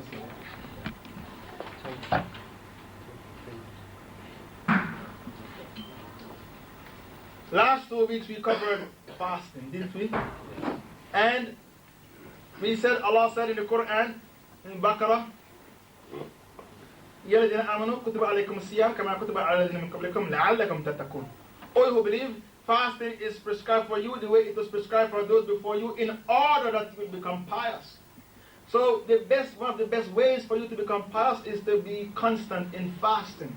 So when Ramadan is finished, you don't say, well, I don't fast anymore. You should fast every Monday and Thursday. When I say should, I mean Sunnah, not farz. Every Monday and Thursday. Because when you're fasting, your heart is fasting. You cannot think evil or harbor evil thoughts or have racism in your heart, nationalism, tribalism, and so on and so forth. Your eyes are fasting. You can't look at evil things, women, and dirty magazines, dirty videos, and so on and so forth. Your ears are fasting. You can't listen to music when you're fasting, nor can you eavesdrop, nor can you listen to the backbiting of others. If somebody comes to backbite, you say, brother, I'm sorry, I'm fasting. Do me a favor. I don't want to hear it. Don't break my fast. I don't want to hear it. Because your ears are fasting. Your tongue is fasting, so you cannot speak filth. You cannot tell lies, nor backbite, nor slander. Your hands are fasting. You cannot fight, nor kill. If it's a kafir, you can fight the kafir. When I say you cannot kill nor fight, it means Muslims. Because jihad took place, many jihad took place in Ramadan. Mecca was conquered in Ramadan. The Battle of Badr took place the 17th of Ramadan. Mecca was conquered in Ramadan, the 10th of Ramadan, 8 years after the Hijrah. Turkey was conquered in Ramadan. And Spain was conquered in Ramadan, the 28th of Ramadan, 92 years after the Hijrah. So you can fight and kill in Ramadan. And you can fight and kill if you're fasting. It's only Muslims who you cannot fight and kill if you're fasting. You're not allowed. The Kafirs will say, well, it's Ramadan, Muslims will not fight. They cannot fight back, let us kill them. That doesn't make sense. This doesn't make sense. Your feet are fasting, you cannot go to evil places. Your private parts are fasting, you cannot cohabit with, not even with your wife. Fasting is one of the best roads, the best avenues to Taqwa. And the Prophet said the best fast is the fast of David. You fast one day and skip one day. That's the best fast, the fast of David. Another way, another avenue to Taqwa. It's like I'm taking it to Birmingham. I'm so say take M40. Another one take M1, M5, M23, and we reach. Taqwa, there are many roads. There are many roads to Taqwa. Another road to Taqwa is muhasabatun nafs, self-analysis. So Omar used to say, hasibu anfusakum qabla an tuhasibu. Examine your character.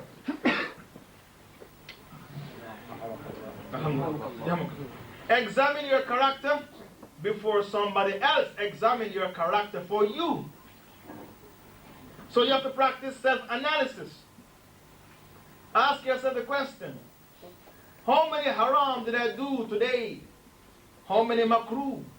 And the pious ones are those, the muttaqin, they stay away from major haram, minor haram, and even the makruh. You don't do makruh. Makruh means dislike. Major haram, a haram in which the punishment was specified, like zina and murder and theft. Minor haram, a haram in which the punishment was not specified. Makruh, a thing which is disliked but it's not a sin. The muttaqi, he abstains from makruh. So you should ask yourself the question, how many haram did I do today? Did I look at anyone today which I shouldn't look at? Did I read something I shouldn't read? Did I see something I shouldn't see? Did I backbite anyone? Self-analysis.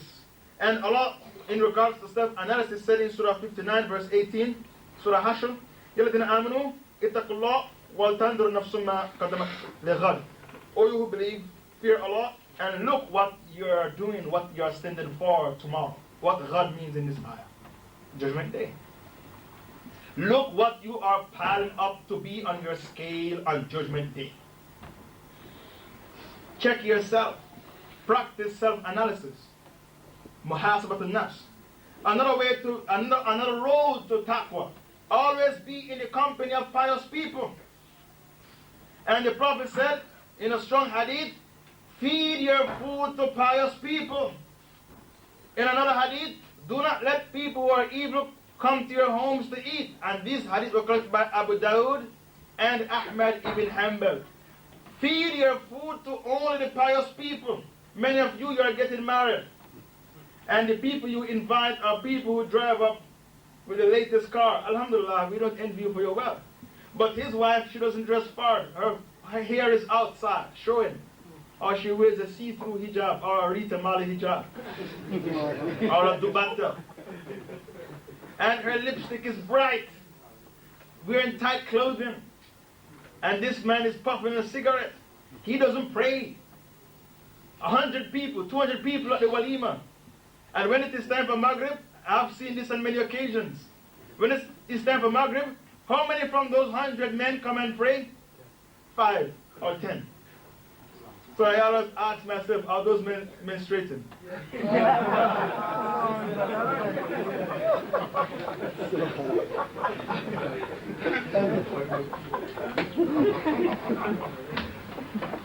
5 or 10 come and pray from those 100 men. These are the people you invite to your walima. And the hadith is clear. Only have pious people eating your food. That's the hadith. So you prepare your food with your sweat, hard-earned money. And you have people who don't pray coming to eat your food. So you feed your food with hypocrites and kafirs. So you should always, and the only reason why you invite these rich people to your walima is because you are dunya-fied. You think the richest people, if the people who are rich come to my walima, my wedding looks good. If poor people come, it doesn't look good. That's how you think. You're dunya-fied. Whenever you have your walima, your wedding walima, or you invite people to your home to break fast, only invite the pious people. Because the pious people will speak about Allah, His Messenger, the Sahabas. So you will grow in knowledge and grow in Iman. But if you invite hypocrites, what they talk about? Pretty girls, fast cars, stock market, Rambo, you name it. So your Iman goes down, down, down, down at an all-time low and maybe evaporate totally. So follow the advice of the Prophet ﷺ. Only feed your food to the people who are pious, the muttaqin. So another road to piety is for you to be in the company of the pious ones. And the Prophet said, a man belongs to the religion of his friend, so be careful who you choose for your friend. Another road to piety, read Al-Quran. Don't have the Quran in your house gathering dust. Whenever you want Allah to speak to you, you read Quran. If you want to speak to Allah, you perform salah. Another road to piety, keep up your prayers. Inna salata tanha anil fahsha'i wal munkar wa lidhkrullahi akbar. Wallahu ya'lamu ma tasma'un. Wallahu ya'lamu ma tasna'un. Allah said that salah prevents you from fahsha, indecent sexual intercourse. Wal munkar, all shades of sins. Wala dhikrullahi akbar, and the remembrance of Allah is the greatest thing. Wallahu ya'lam ma tasna'un, and Allah is in full cognizance with what you are doing. So keep up your prayers and you are on your road to piety. Go to a constant study circle once a week, every week, and you are on your road to piety, because when you come to the study circle, you meet with pious brothers. You may think, Oh, Faisal is doing the lecture, so he's the most pious. That's not the case. Some of my students are more pious than me. So I have students, when I look at them, sometimes I forget that they're human beings. I think they're angels. They don't do anything haram. Major haram, I mean. They don't do any major haram. So when you come to this study circle and you mix with pious brothers and sisters, you are on your road to piety. Be like Luqman. He said to his son, whenever you go to a gathering, say Assalamu alaikum and listen. If they're speaking about Allah, you take a seat. If they're speaking about the dunya, you move away. You go away from that gathering. So have a study circle once a week, every week, and you are on your road to piety. Have a library at home with Islamic audio tapes and videotapes and books, and you're on your road to piety. And the people who say that Muslims shouldn't have TV and video, I don't agree. Every Muslim should have a video and a TV. And you should look at Islamic lectures. You should look at Islamic lectures. So when you pass fatwas for the Muslims to throw away their videos and TV, then you're going to say throw away your computer because there's pornography on the internet. Then you're going to say throw away your telephone. Then you're going to you're going to throw away everything. So every Muslim should have these things and you should use them in Islamic ways. Also, do not crack too many jokes and do not laugh too much because it kills your heart. I will now have the last chapter. I hope I have time. This book is very lengthy. How to recognize a pious man. That's the last chapter. Sifat al-Muttaqin. The first quality, he believes in the unseen. The unseen is Allah, His angels, and heaven and hell. He believes in the unseen and he has no doubts about it. So Allah said, إِنَّمَا الْمُؤْمِنُونَ الَّذِينَ آمَنُوا بِاللَّهِ وَرَسُولِهِ ثُمَّ لَمْ يَرْتَابُوا. The sincere believers are those who believe in Allah and His Messenger and they do not harbor any doubts. So the pious one, he believes in the unseen and he has no doubts. ذَلِكَ الْكِتَابُ لَا رَيْبَ فِيهِ هُدًى لِلْمُتَّقِينَ الَّذِينَ يُؤْمِنُونَ بِالْغَيْبِ Surah Baqarah, verse 2. Another quality of the muttaqin is that he is forgiven. He is forgiving and merciful to those who harm him. Another quality of the muttaqin is that they do not perpetuate major haram and they do not continue with minor haram. They do not have major haram as a trait in their character. A major haram is a haram in which the punishment was specified, like zina, khamr. He doesn't have this as a trait in his character. So if you know in a Muslim who has this in his character, he's committing zina or he's drinking alcohol, this person is impious, not pious, impious. So he stays away from, he doesn't have major haram as a trait in his character and he stays away from the minor haram as well. Another quality is very, very truthful. He doesn't tell lies. He is always truthful and his speech coincides with his actions. And he enjoins right and forbids wrong.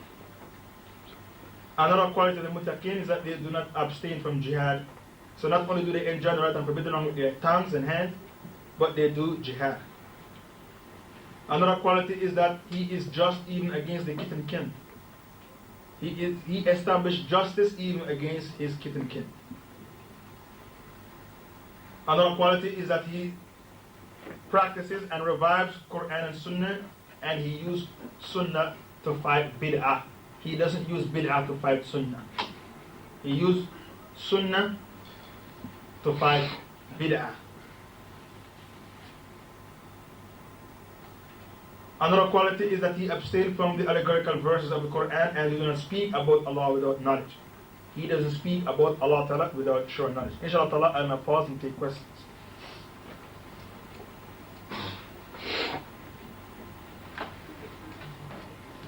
Can I make a comment? You have generalized, I thought, you have generalized a few things. First of all, like you said, actually killing the kuffar. Alright, secondly, you say the Sufis. All of them are actually claim to be God, and all of them are grave worshipping. And secondly, are the Hanafis. And I'm a Hanafi, and I can actually see how you actually relate to every Hanafi. Many Hanafis, of course, they're terrible and ignorant. And also, the Hanafis, you cannot classify them in that way. And about this about the Sufis. I mean, like, if you say all the Sufis are grave worshippers and claim to be God, then what about Al-Ghazali, Abdul Qadir Jilani, Zunaid, and Shawliullah, Sheikh Hindi? I mean, like... I will explain. I think it's the first time you've been to the study circle. No, I've been here a couple of times. Yeah, in this study circle, when we say the Sufis, we mean the extreme Sufis. You mean the deviant or extreme? The extreme Sufis, not the ones that you're talking about. Okay, so can you make it also clear for many people, many brothers are coming here for the very first time, they may get the wrong idea. You know, especially when you go to the Taqwa. I mean, like, you could have been given the conditions for actually when you can kill a kafir, without just simplifying and saying killing the kafir, because many of our brothers and sisters probably are kafir. The kafir which you are supposed to kill is the one who is harbi, fighting against you on the battlefield. So jihad can be fought in the whole month of Ramadan. This is what I meant. Jihad can be fought in the whole month of Ramadan. And I've given you examples that Makkah was conquered in Ramadan. The Battle of Badr was the 17th of Ramadan. Makkah was conquered the 10th of Ramadan, 8 years after the Hijrah. Spain was conquered in Ramadan, 92 years after the Hijrah. The 28th of Ramadan, 93 years after the Hijrah. So the kafir is the harbi, the fighting kafir who fights against you on the battlefield. This is a kafir you are allowed to kill in Ramadan, because jihad is halal in Ramadan. Anything else you want to say, brother? That's it? Shukran for your suggestion. Yeah, but the Hanafi thing, I mean, who are we to judge? I mean, like, one another. I mean, like, we are not, I mean, like, granted for ourselves. The majority of people who call themselves Hanafis, they are of the Aqidah, which is Murji, and Abu Hanifa was not a Murji, he was harsh with his takfir.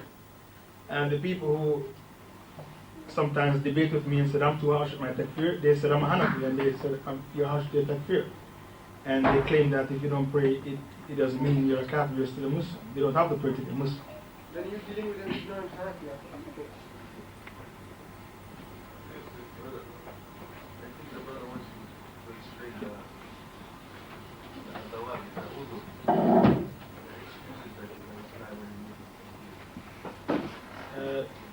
The excuses you cannot. Did we make takfir? We didn't make takfir today. Nobody made takfir today. That's a different topic. I will explain. You are not allowed to make takfir until certain conditions are met. And the impediments of takfir has to be taught. If you know the impediments of takfir, then you can make takfir. If you don't know the impediments of takfir, you are classified as jahil, so you can't make takfir. The first impediment of takfir is ignorance. So if the person is jahil, you cannot make takfir on a jahil person. And many people think that we apply the impediment of ignorance in regards to shirk, major shirk. This is a wrong aqidah. Are the people listening? If you see a man worshipping the grave, is that major shirk or minor shirk? Major shirk. Would you say, I won't make him a kafir because, I won't promise him a kafir because he's jahil? You can't. You cannot apply the impediment of takfir in regards to major shirk. It's only applied for minor shirk. And things that are technical in regards to Islam. And Muhammad ibn Abdul Wahhab, when he was pronouncing the grave worshippers kafir, he did not say, al-udhr bil-jahl. They are jahl, so we cannot pronounce him kafir. So with this, every single Barelwi who worships the grave is outside the fold of Islam. And if you make excuse for the Barelwi because he's jahil, you have to make excuse for the Christian because he's worse jahil, who worships Jesus. Is that clear? So anyone who tells you that you have impediment of takfir in regards to major shirk, this is bid'ah. You cannot apply the impediment of takfir in regards to major shirk, it's only applied for minor shirk. Or the technical aspects of Islam. The second impediment of takfir is called sighar. The person is small, a child. You cannot make takfir on a child who has been beneath the age of puberty. The third impediment of takfir is called a slip of the tongue. Like the man who had his camel in the desert with food and water. Then he went to bed and the camel got away. When he woke up, no camel. So he thought he's going to die. I'm in the middle of the desert, no camel, no food, no water. I'm going to die. So he went back to bed, sleeping, hoping, thinking that he's going to die. When he woke up, what did he see standing over him? His camel with the food and the water. So what did he say? Oh Allah, you are my servant and I am your Lord. Is that statement kufr or not? Kufr. The statement is kufr. Is the person a kafir? No. He's not a kafir. It's called a slip of the tongue. He was so happy that he had a slip of the tongue. So this is another impediment of takfir. This impediment is called a slip of the tongue. Another impediment of takfir is when a person was forced. So if a person holds a gun at you and says renounce Islam, you can. Like Ammar bin Yasir, when Abu Jahl beat him for him to renounce Islam. Because the Rasul said, Inna Allah tajawaz alayhi an ummati al-khata wa nisyan wa mastukruhu alayh. Allah has forgiven my followers things they did out of forgetfulness, out of mistake, and things that we were forced to do. Mastukruhu alayh. These are the impediments of takfir. Brother, you said about the TV. You know this Amirul Mu'minin of Afghanistan. He said TV and video is not right, and the Mufti Azam.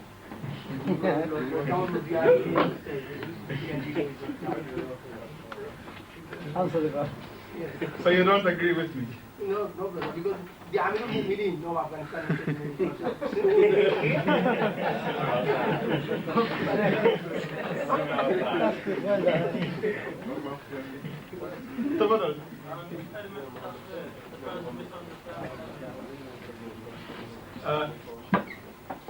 yes, that can be an impediment of takfir. It's called muta'awwil.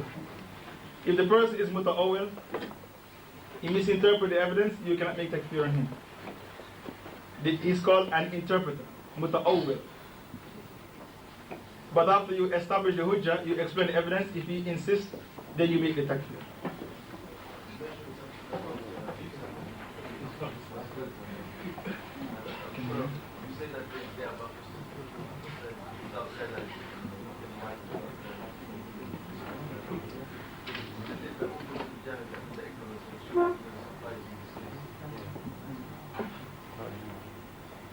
Can you apply Udhr bil Jahl in regards to a person giving Christmas card to a Christian when he's celebrating Christmas?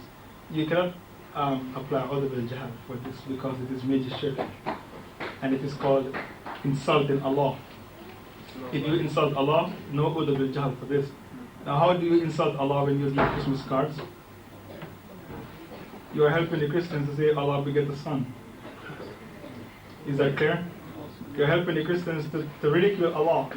So every time you give a Christmas card, you are guilty of ridiculing Allah. And when Abu Hanifa passed the fatwa, if you give the egg to the fire worshipper to help him to celebrate his feast, you have become a kafir. Abu Hanifa did not apply al-Udhr bil Jahl. So we don't apply al-Udhr bil Jahl for people who give Christmas cards to Christians. They have apostated without even realizing it. They are helping the Christians to ridicule Allah Ta'ala, to mock Allah and to say Allah beget a son. You're helping to insult Allah Ta'ala. Yeah, I mean, for somebody like me, a regular guy who's not very knowledgeable, can I say, before dismantling Sharia law? Say it again? Can I say before dismantling Sharia law kafir? You don't have to be a scholar to say. Listen carefully.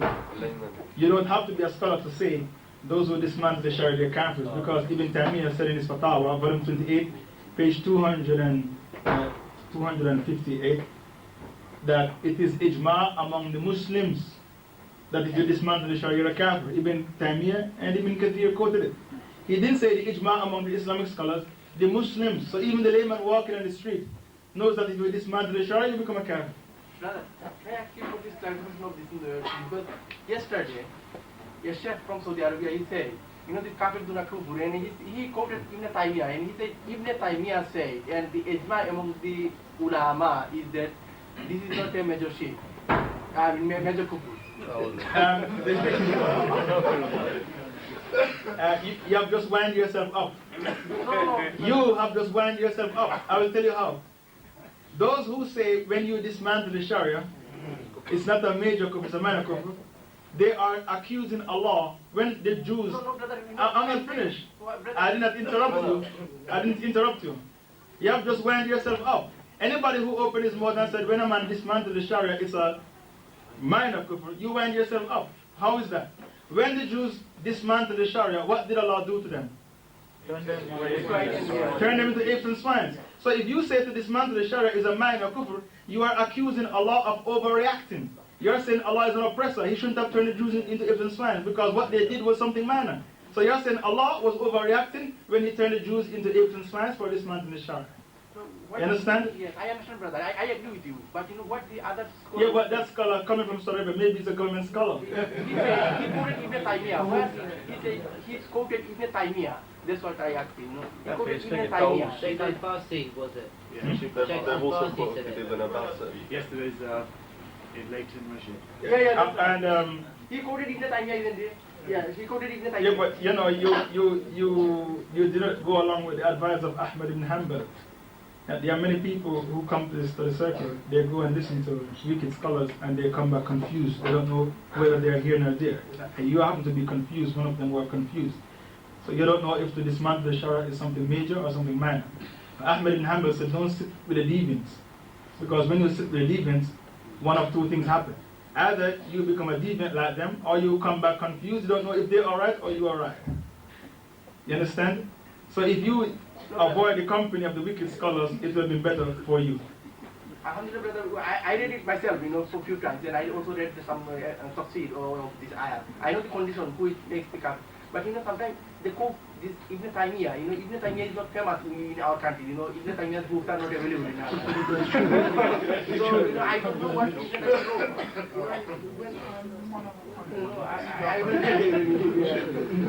wrote. We'll take somebody else, inshallah. You mentioned about the Christians. In the hadith, the Prophet said, whoever among the Jews and Christians hears of me, they'll be in the hellfire forever. So the Prophet comes to the condition they have to hear about Muhammad then they'll be in the hellfire forever. So the knowledge of Prophet Muhammad has to come to them before they'll be in the hellfire forever. Which Christian? The one who live in our midst today?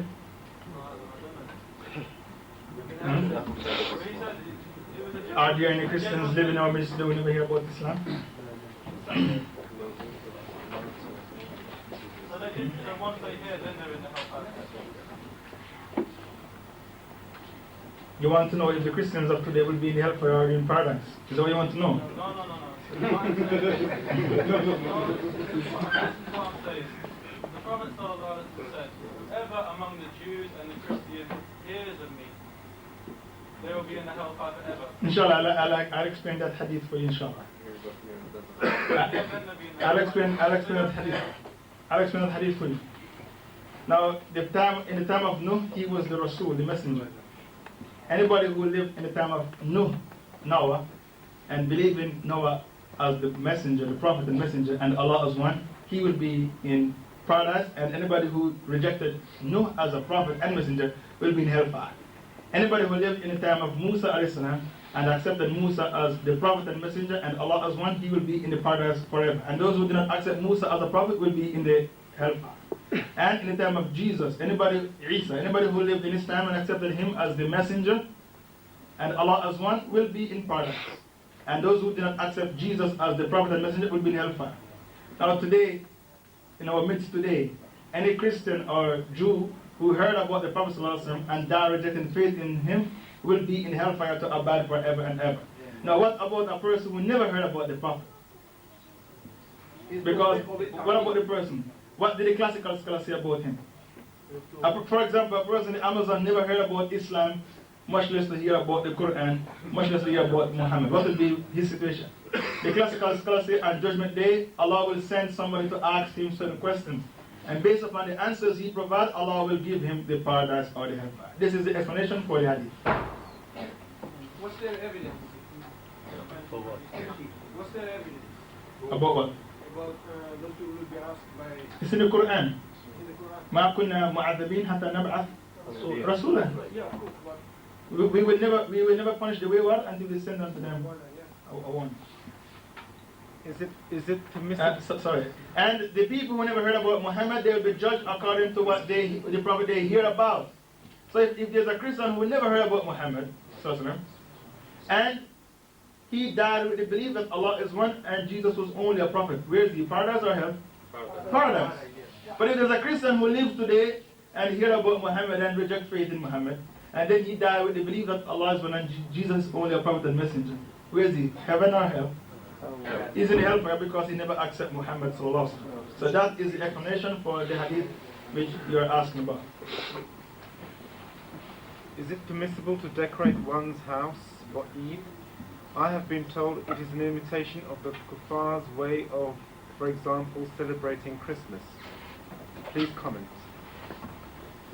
It's not haram for you to decorate your house for Eid as long as you do not have haram pictures of human beings and animals in your house. This is totally halal because the Prophet said to Abu Bakr, "Oh Abu Bakr, everyone has a day of celebration and Eid is our celebration." And the Prophet's wife had singing girls singing for her, Aisha that is, in her house on Eid. So the Prophet allowed the beating of drums. I cannot see why celebration and decorations are not allowed. What about presents in the same regard? There is nothing to outlaw presents.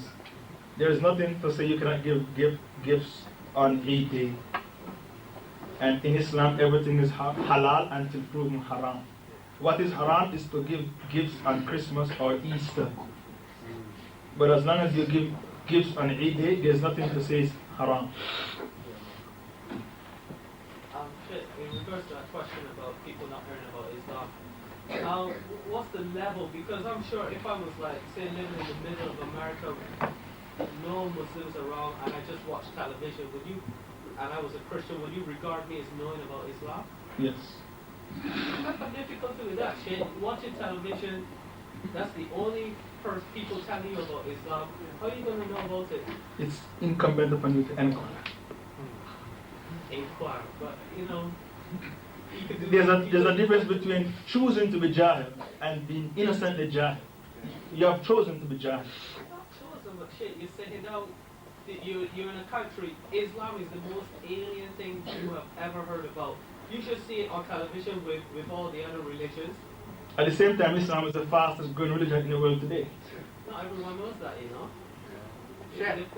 Our Rahullah is saying about this regard that if a person living in the middle of the jungle and he doesn't know about Muhammad sallallahu alaihi wasallam and he doesn't commit any shirk, you know, and then Allah might forgive him. I've said that on Judgment Day, Allah will send somebody to ask you.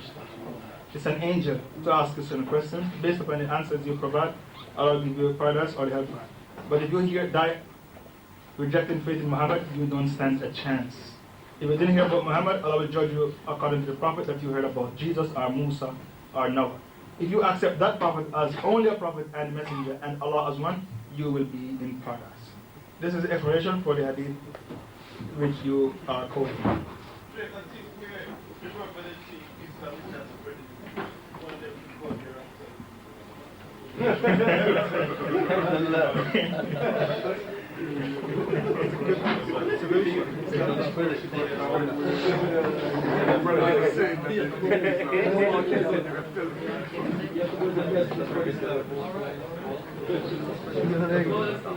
How do you know? My question. You see, I think Muslims are too quick to point the finger and say, look at those kafirs there, but no one's going to these places and spreading Islam. Yeah. The only message they're getting of Islam is through this filthy television. Yeah, but what caused them not to? Why didn't they inquire? It's incumbent upon them. Things under this sun to inquire about. Not everyone got it up here to inquire about Islam. And you've never. Then why is man the Khalifa of Allah subhanahu wa ta'ala on this earth? They have no excuse. What's that? Why has man been raised to the rank of being the vicegerent of Allah subhanahu wa ta'ala on the earth? He hasn't got enough brains up there. He has it naturally. He's been given all that he needs. Actually, you don't believe everything you hear on TV. If you don't like it, you have to go and seek the truth. You have to verify it. You know, know what I find funny? It's real easy to sit down as a Muslim and judge others, but you got to understand these people are not like us Muslims, praying, intelligent, and all of that. No, inshallah, let's continue the question and answer because I want the people to go home quickly. How do you? We have brothers here from Birmingham, about 6 brothers. It's unfortunate that brothers live just 5 minutes away from the halqa and they do not turn up. People live 2-3 hours away and they can't get halqa. How do you know what a true dream is? Because shaitan can make a bad dream seem good or true.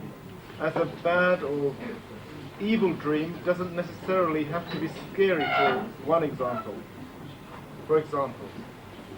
A true dream tells you what's going to happen in the future. So if it comes to pass, then we know that it's a true dream. That's it. Is the halakha open in Ramadan? If not, could you comment, please? The halqa, today is our last halqa. We are on holiday for Ramadan. And after Ramadan, we'll return inshallah. Any particular reason why? Because I will not be in London for Ramadan. I'll be going all over the place. I won't be in London for Ramadan. Is it permissible to donate an organ of the human body in order to save someone else's life? Yes, it is permissible to donate an organ of the human body to save somebody else's life. Even the non-Muslim? No, from the body of Muslim to Muslim, not from the body of Muslim to non-Muslim. But you can take the organ of a Muslim, a Kafir to pay.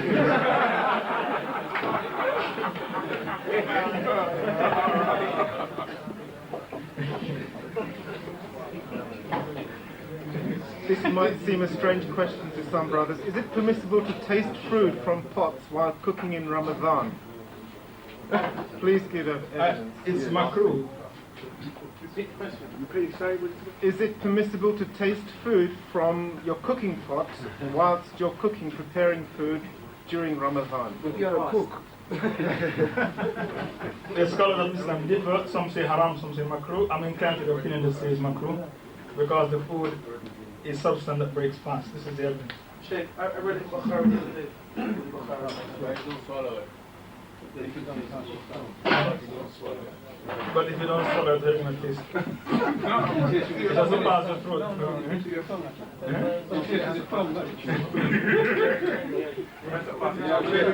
Yeah, as long as it did not enter your digestive system, your fast is still intact. As long as whatsoever you take in, as long as it did not enter your digestive system, your fast is still intact. Please write down your phone numbers. I'll be contacting you just in case something happens over the Ramadan period. Your name and phone number. And sisters, please write down your name and phone number for my wife to contact. Regarding Laylatul Qadr, you said you're going to be holding up, you said something last week regarding even holding up on Muslim week. I will read it.